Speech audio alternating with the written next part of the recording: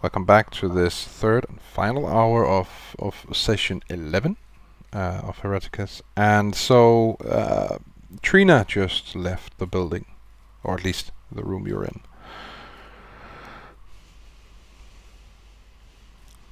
Yes.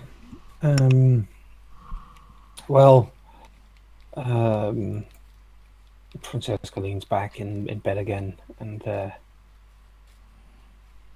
tries to make any kind of sense of it all, or heads or tails, and quickly gives up, because this is something that involves heretics and dreadful things, and consequently there is no such thing as making sense of it. That's a good point.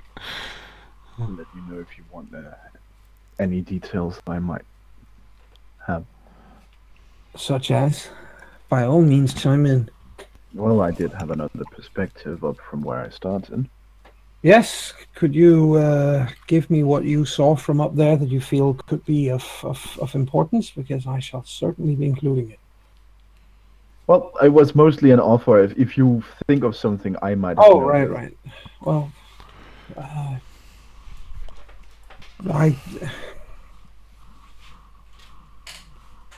only if you. I mean, we were all focused on the room down there, but you did you see them come from any other buildings or anything of the sort from up there? Did you see any of them run towards other buildings?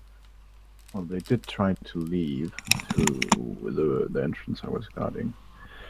And one of them was suicidal, but he kept climbing in a very easy to predict trajectory, whilst being aware that a sniper was aiming at him. However, suicidal behavior seems to be their thing. Yeah, but the point is, where was he climbing to? I don't remember, but Tim would. So where is he climbing to, Heine? There's a lot of noise coming from somewhere. I'm sorry, I think that was me. Okay. But, so I don't know if you recall, but that part of the mid-hives is basically in a terrace-like layout. So the cantina was situated at the base of a gigantic wall leading up to the next layer of the mid-hive. Right, there was something there. Yeah, I remember. Yeah. Now that you mention it. So, from what Tim could see, he was basically climbing up toward the layer above. Was probably just climbing to the layer above. I imagine that's the only escape route yet from there. Yeah, but that still indicates, if he was climbing to the layer above, that clearly still indicates that there is a way for him to escape at the layer above. That is true. It's an escape. I mean, you'd have to actually give some thought to that escape route before you use it. Otherwise, Yeah. No, I think that is. While I would the love more to I say think that they didn't seem like the thinking kind of fanatic, I'm also not one to underestimate our enemies. I have to say, the more I think about them, the more I fear that they have really that this goes very deep, a lot deeper than I think we. When I stopped a preacher in the streets in the Middle Hive, I had no idea that it could be something this massive. But clearly, this is bigger than any of us had expected, and I'm confident that we will that we are. I'm confident that with the aid and goodwill of the God Emperor, we will see this through to the end, and of course vanquish these heretics. My prime concern is how much damage they can do before we get to that point. Physically or spiritually? Both, but primarily spiritually. Well, considering what happened to, well, us and Medea down there, I would say quite a lot. I agree. And the thing is, there is a proverb that says that it is better to kill 1,000,000 than to allow one heretic to live.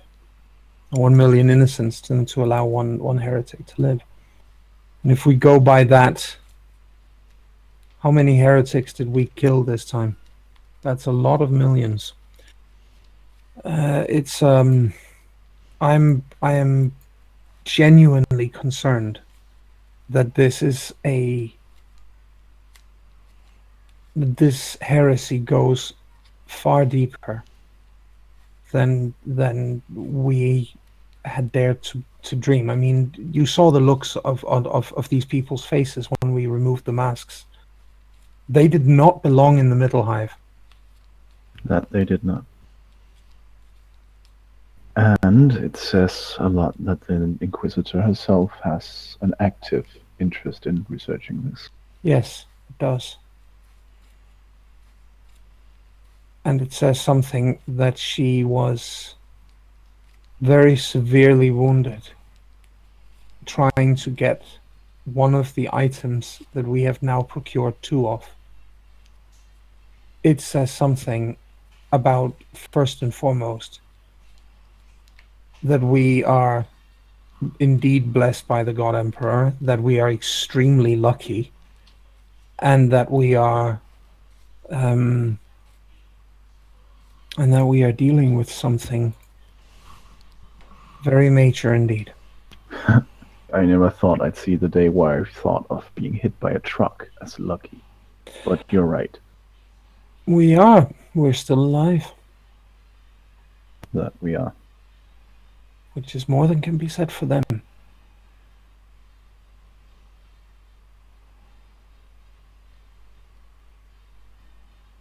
Yeah.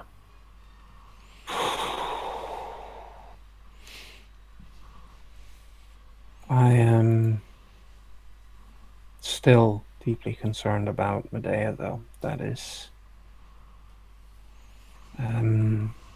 we must, the 3 of us, agree to keep a very close eye on her for the foreseeable future. If she starts to behave... I hesitate to say behave irrationally, because it is Medea we're talking about here. So But watch behave... out for irrationally then. There's that dry wit again. I was actually going to say, if she seems to be non-responsive, if she seems to be reacting to things like voices or sounds that the rest of us are not, that the rest of us don't see or hear, then we need to be active and take action. We will need to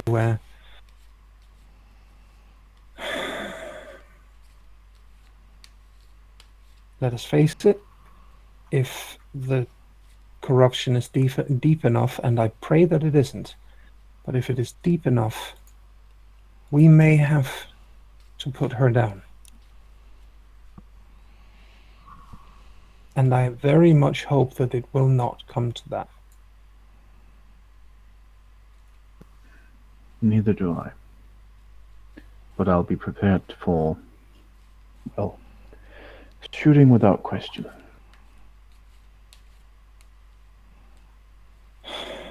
Yeah.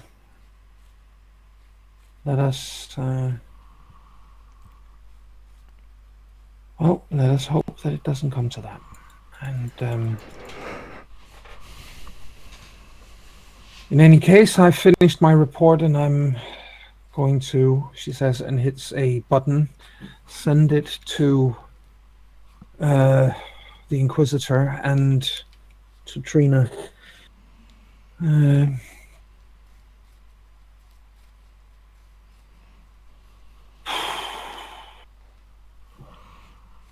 She looks for Medicae. There's a Medicae standing right beside her. Okay, she looks to... Eavesdropping? Yep. Yes. She looks up at this individual and says, "Am I going to be allowed to leave this place today or tomorrow?" Based on the severity of your injuries and our progress in healing them, I would estimate that you would be here until tomorrow evening. Very well. She doesn't protest much. It's just, her facial expression and her body language is all she lets herself slump back in the bed and just sleep some more, because if anybody who has ever spent any time whatsoever in a hospital bed should be able to recognize it when I say there are few things in this world as dreary and horribly boring as being cooped up on your back in a hospital bed. Yes. When she slumps back in her bed, Tim offers, "Well, I know a few word games." Yes, let us. I am absolutely okay with keeping my mind occupied right now. Except she's probably, out of character, she's probably horribly bad at it, because every answer she will give will in some way be religiously inspired. I mean, I was about to say she was complaining much. I was going to say, do you want to say "our" again, just to continue the theme, or because that seems to be the yeah. Well, So- in that case, I think they spent some time on that. Probably, yes. Okay. So, meanwhile, elsewhere in the Tricorn, what is Akalon doing?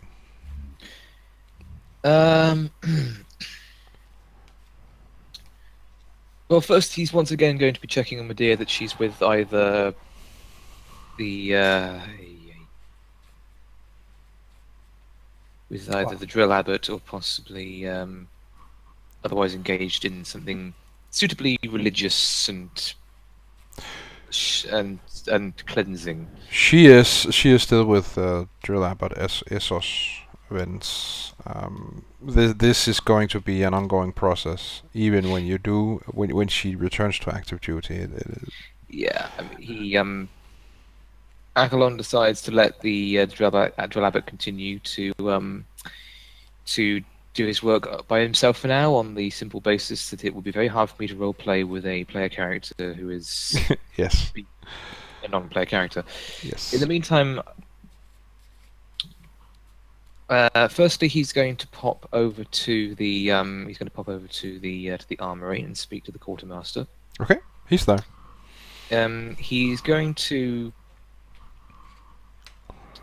He's going to request if it's possible for him to put in an order for a flamer, since those seem to be the cool thing to have these days.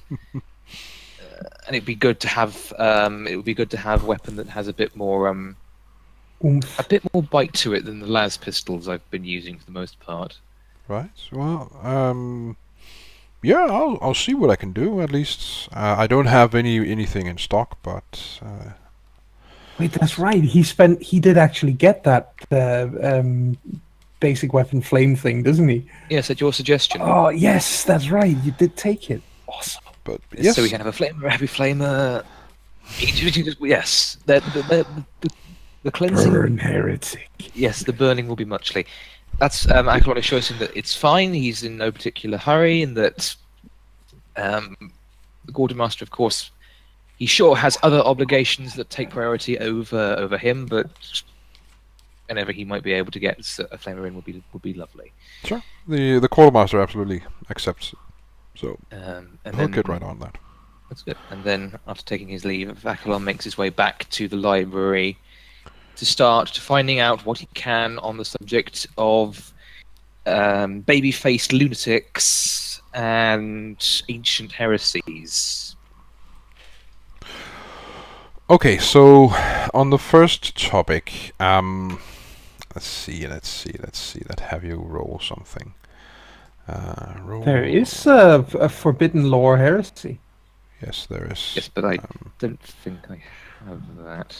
And that's an advanced skill, so you can't roll it untrained. Well, you can, because I say you can in a library where you have access to all sorts of Very good lore. point. Very However, good point. it would have to be half your, basically treated as a basic skill, which means if you're not trained in it, then it's half your the relevant attribute. So in this case, intelligence. So you can absolutely roll a Forbidden Lore heresy. And this is based on my intelligence. So Yes. Sure. Sorry that I'm sitting here yawning. That's No, it's fine. I had a It's long day. It's all understandable. good. Okay, let's see. I'll just roll intelligence, then we'll cut it in half. It obviously rounds down to 22, and there's no modifiers, is there? No. Okay. Obviously, because we're already halving it as it is, so adding a modifier Yep. might be a bit much. I think the modifier is that you're allowed to roll it all. Oh, no, Wow! half a degree as well. 4.5 Well, degrees of success. Wait a second. Your target is 45. In that You have case, an then- IQ of 90. No, that's not right. No. But 45 Fine. is your intelligence attribute, Yes. isn't it? Yeah. Yes. Then- And you roll 41, so you don't actually No. get No, it. that's a failure. Yes. I'd had to have gotten 22 or lower for it to Yes. work. Yes. Unfortunately, you do spend some hours pouring through the various tomes and data slates and so forth, and you come up empty with regards to heresies. What other forbidden lore and scholastic laws do you have? The only scholastic lore I have is occult. Oh, that sounds sort of relevant. It does have relevance, yeah. So You can roll this. I'm going to give you a -10 penalty to it, but you can roll. okay, Forbidden intelligence lore occults. test with a -10 modifier. Yeah. Don't find anything in that regard either. No. These people are very good at hiding. Yes. Okay. Well, actually, it's the last session. I haven't actually spent any fate points, so I'm going to try rolling it again and see if that helps. Okay. Good idea.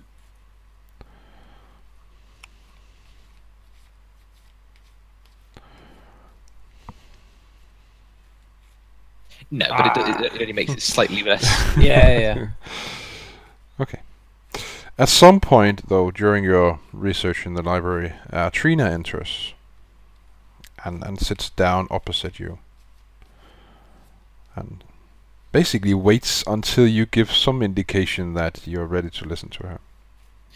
Well, as soon as she sits down opposite him, that's a pretty clear indication to him that she's there for him, so he Okay. stops. So,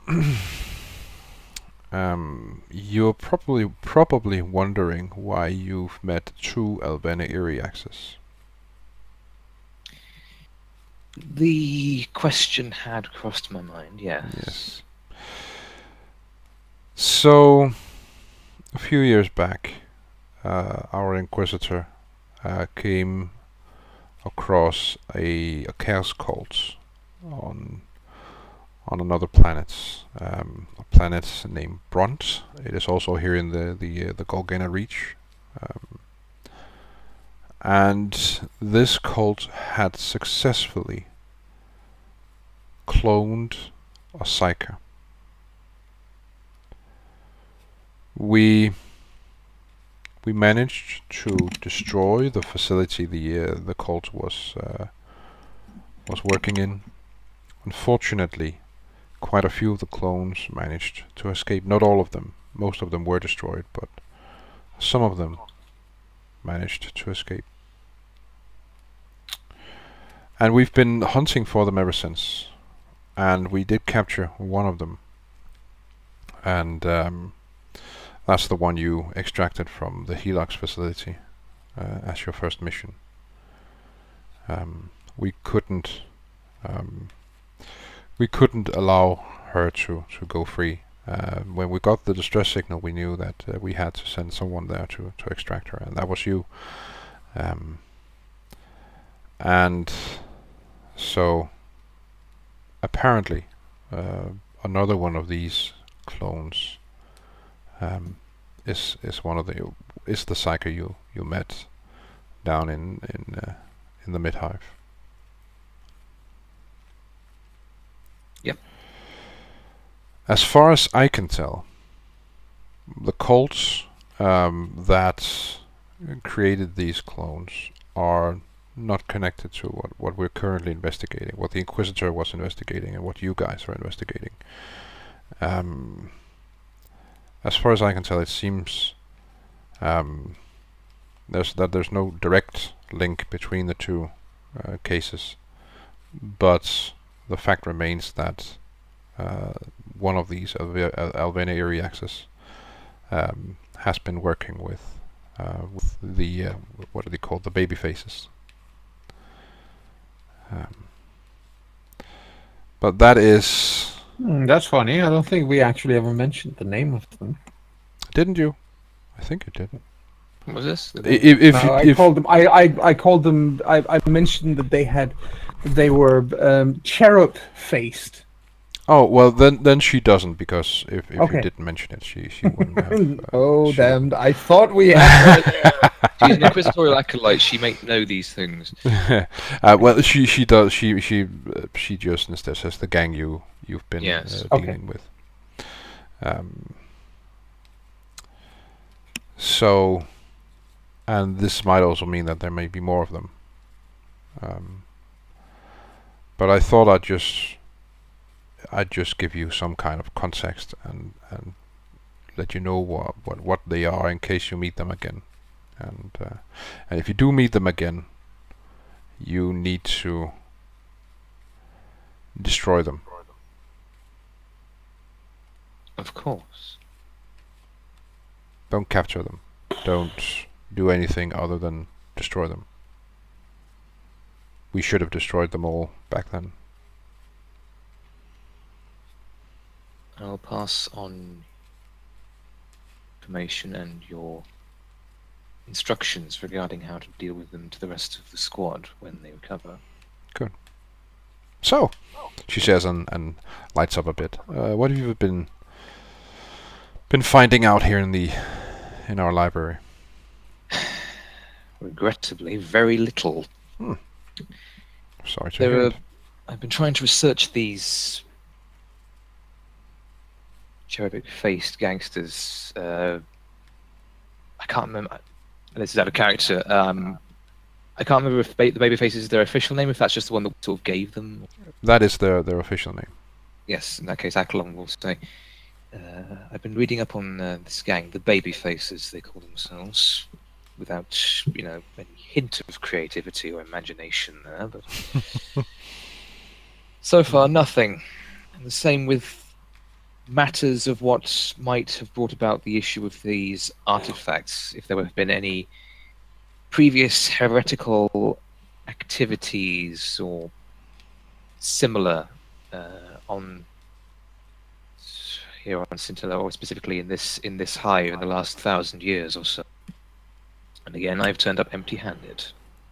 Well, what we do know, I can say as much, because you are... this is need-to-know information, and at this point, I think it's safe to say that you need to know. So, we don't know exactly how far back, but centuries ago, at least, there was an exterminatus on the planet Heed. And this exterminatus was ordered due to 10 geometric shapes that held incredible power, at least when they were all together. They could potentially destroy the entire sector.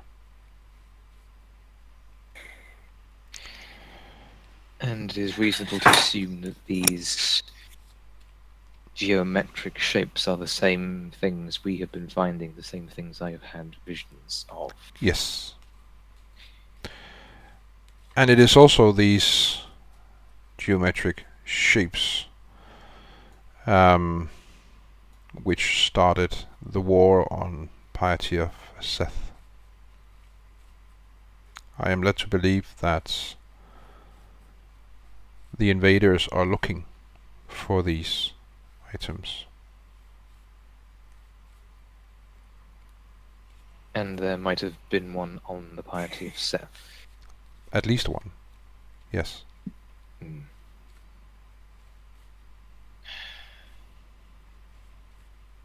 Shame. A shame? Well, it's hard not to feel some degree of sentiment toward Homeworld.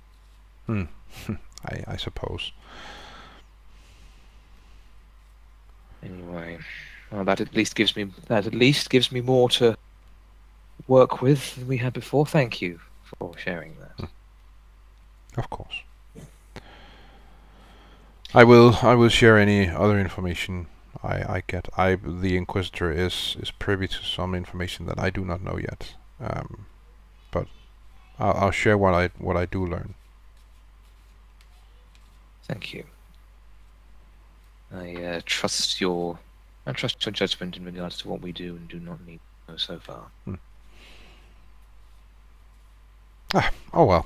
She stands up and nods and says, "Emperor protects," and then she leaves the library. The Emperor protects.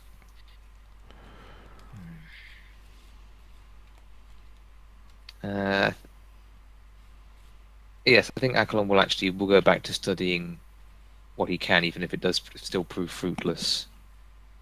But, yeah, just doing that for however long, about an hour or so, and then he'll go and check up on the others. I think they were still in the Medici wing. Yes, he finds them there. Yes. They still playing word games, and is Francesca doing as awfully as expected?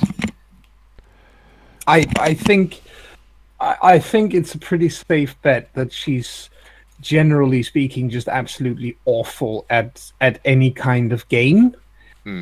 However, she's also strongly against the concept of betting, because that Just about. I know.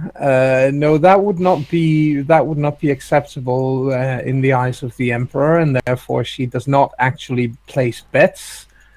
But I do think that she's.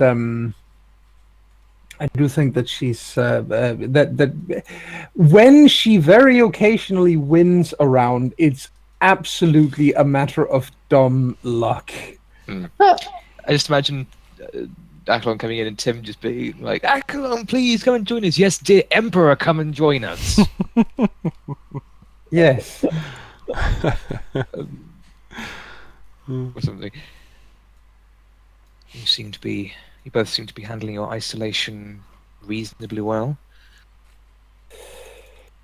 Well, there isn't much we can do about it other than gripe and complain, and I don't think that's really going to change anything. No. We have a little more time to spend before leaving this place, and I'm sure by now that Tim wants to leave even worse than I do, seeing as I am apparently a horrible opponent. Well, we could just sit around and tell childhood stories. I don't mind.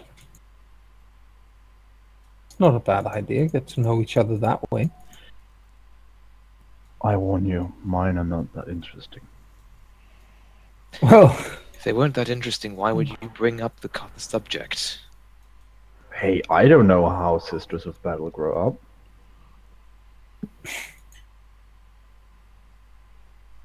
well, I guess. I don't have a problem with that. I'm fine with sharing some background like that.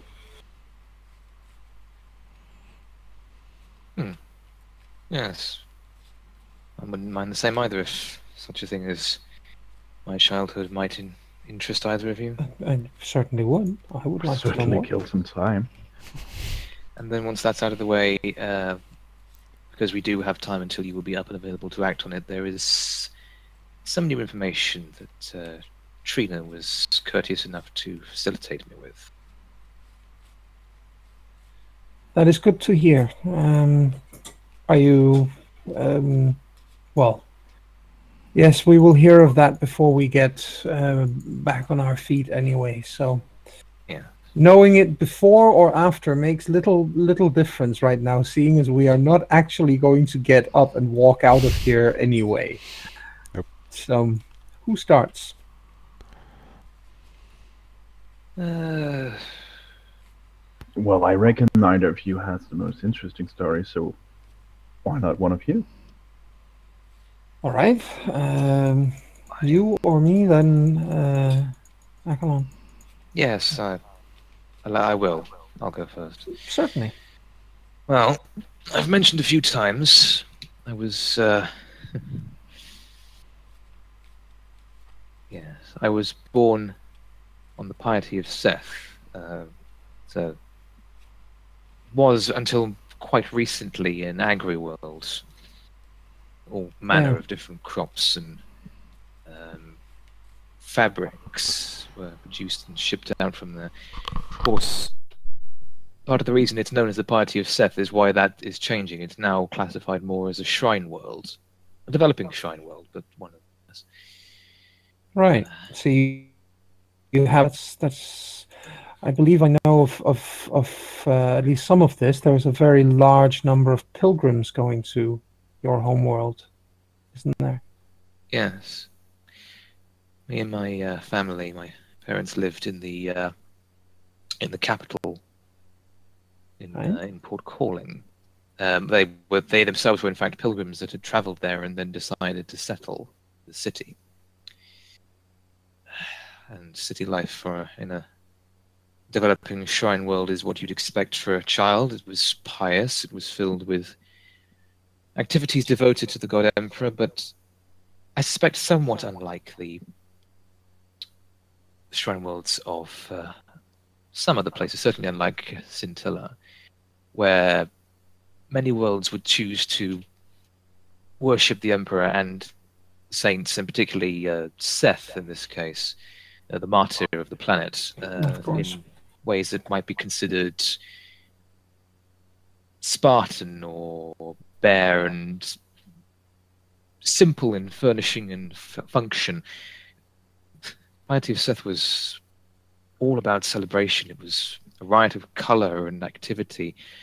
The programs of flagellation of corporal mortification were extensive and quite precise in many ways, but they were always held in some high regard, as long as they were sanctioned, of course. There were always those who tried to take advantage of pilgrims willing to have their sins cleansed from them. But I suppose that's... It is preferable to have sin torn from your flesh, even if it kills you, than to carry it with you. yes. Well, yes. But, yes, I remember particularly the one of the key points to the celebrations of the Piety of Seth. I first saw it was the great passion plays they'd put on, detailing various stories, particularly the story of the martyr Seth's journey across the planet that was at the time known as Vantau, and the circumstances of his martyrdom. And then there were the great sort of, what's the word? The walks, the great sort of on-foot journeys, pilgrimages from Port Calling out to the specific shrine of Seth. And as I said, the passion plays. And well, as I say, it was all celebration. It wasn't quiet, essentially. plenty of things to do. I remember working in small menial tasks for the ecclesiarchy at the behest of my parents, and that's how I came to know the man who would watch over me once my psychic potential manifested itself. Very stern, but quite fair man, I suppose, is the best word I can use, the name of Pontius Voltor. He definitely kept me in line. I can say that, but it's thanks to him that I was able to indulge an interest and gain a skill in matters of knowledge and intelligence. I was able to learn how I might, in smaller and myriad ways, temper myself, especially once psychic ability manifested and took form as it did, even after my journey to Holy Terror for my sanctioning. And he was a man of most astounding moral convictions. He, in his own way, his piety extended to helping the people, for it is in the people that the piety must be shown to the emperor. Piety of the self wasn't enough in his eyes, and he was sickened by the myriad corruption and the criminal elements that tried to pervert what the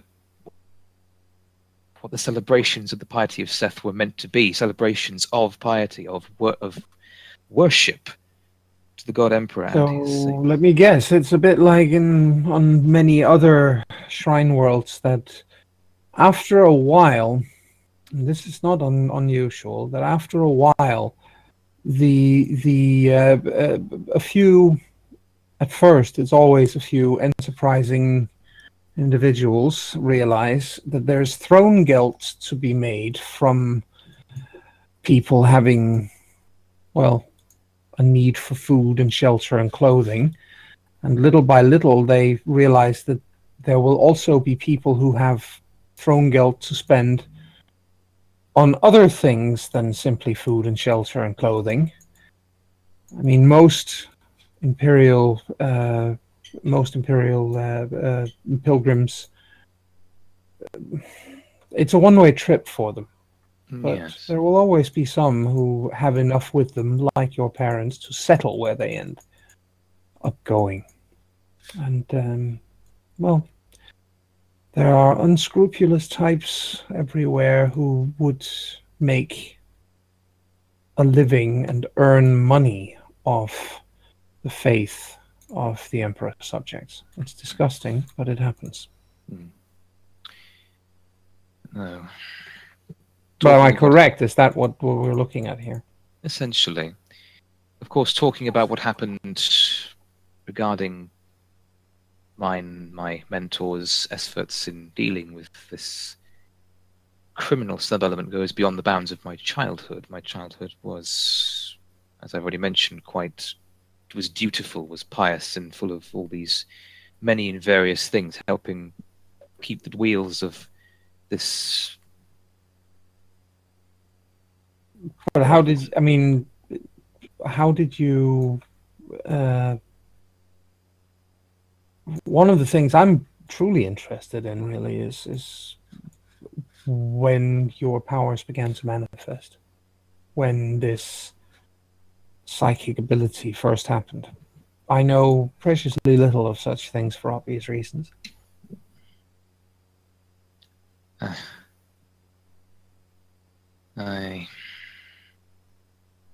believe I was in one of a few.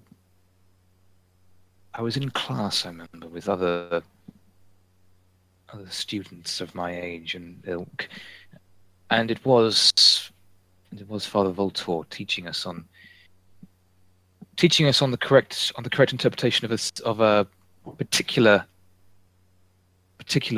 ecclesiastical text relevant to the upcoming festivities. I remember distinctly. I can't remember the words though, but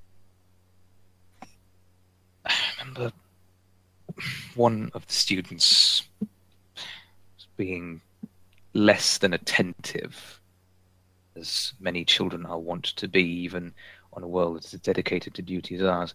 But I remember very quietly insisting that he stop, and he took this as leave to continue to focus his disruption on me, to make sure that even if he wasn't interested in paying attention, I certainly wouldn't be able to either. I remember that I grew more and more irritated until eventually I just wanted to push him away from me, to get him out of my understanding, and then I think Out of your understanding. closed my eyes, screwed them shut, desperately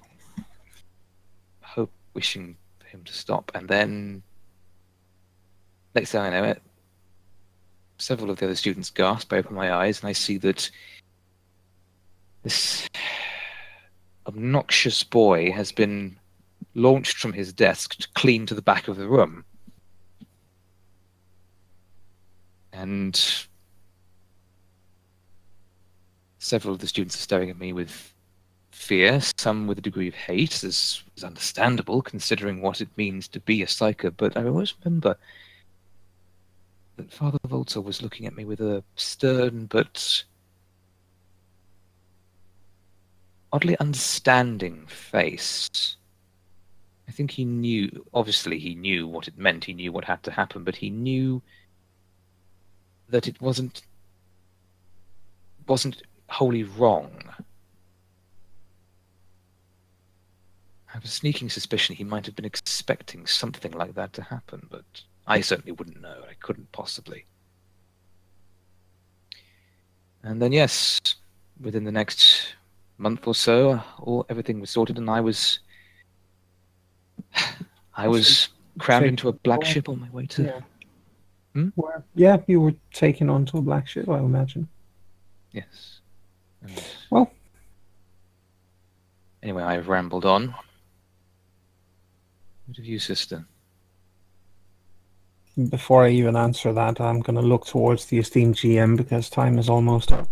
Yes, I think we can take a fade out with you guys telling stories.